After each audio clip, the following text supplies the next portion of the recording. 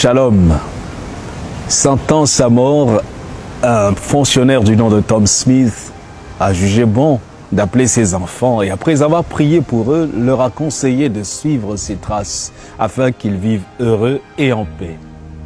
L'aîné des enfants, Elisabeth, qui était diplômée, a regardé ses frères et ses sœurs et s'est écrié « Papa, c'est dommage que tu meurs sans un sou sur ton compte bancaire. C'est dommage que tu nous laisses la même misérable vie que tu as menée. Personnellement, je ne peux pas t'imiter.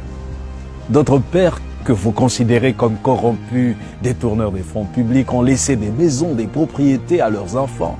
Vois le genre de vie confortable qu'ils vivent et les écoles qu'ils fréquentent.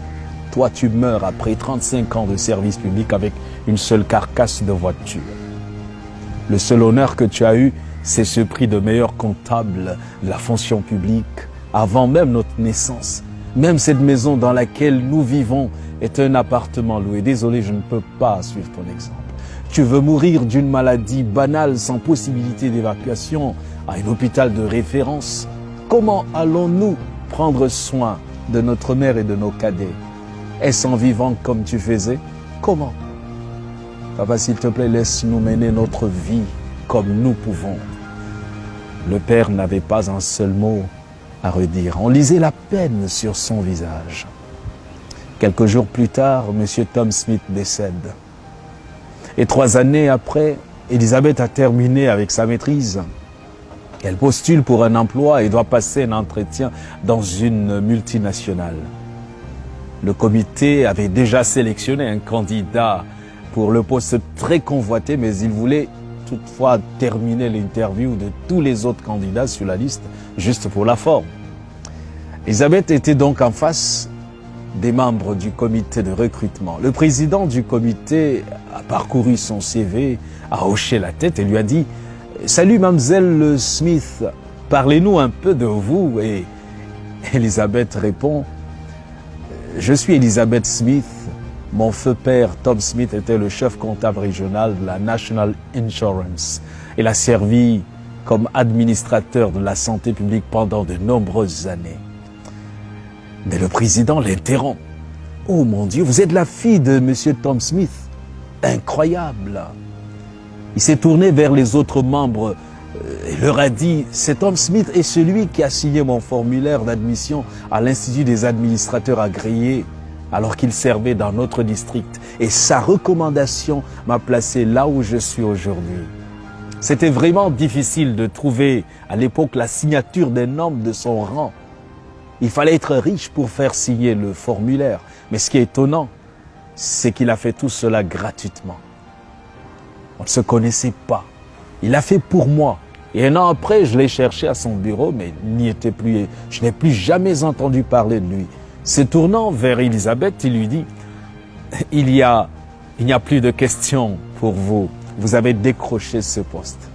J'espère que vous imiterez votre père dans son honnêteté, sa serviabilité et sa diligence. » Elisabeth Smith est devenue la directrice des affaires générales de la société avec 2 voitures, une belle maison, un salaire très confortable.